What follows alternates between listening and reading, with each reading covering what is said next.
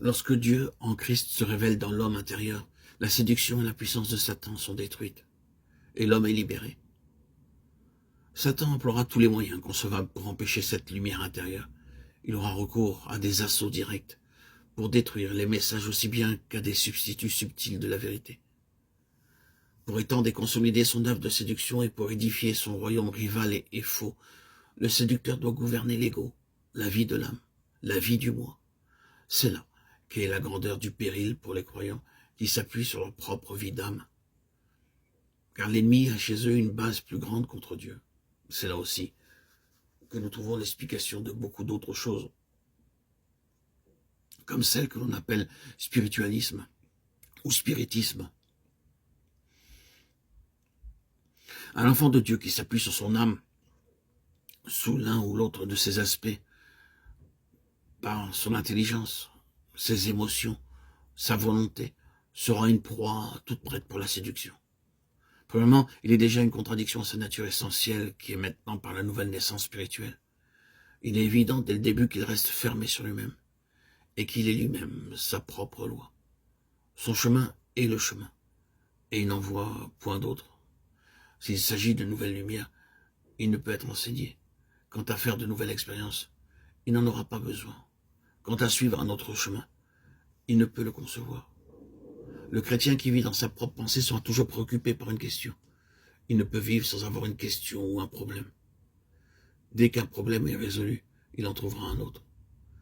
Il tournera ainsi toujours dans un cercle pour revenir au point de départ, sans faire jamais aucun progrès vraiment spirituel.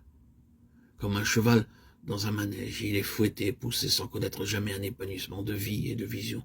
Ou bien, il harcèlera les autres de ses propres idées et cherchera à soumettre leurs pensées aux siennes.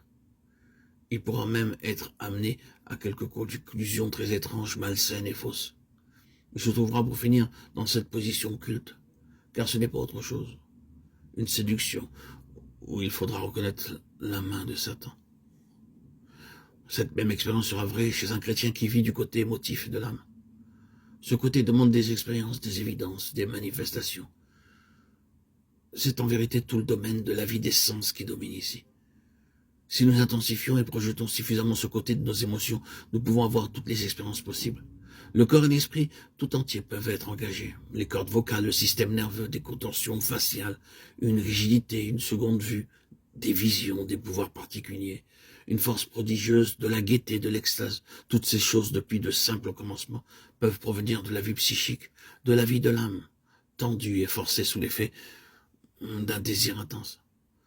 Si cela est vrai, dans les deux directions que nous venons de toucher, combien cela est vrai du côté de la volonté.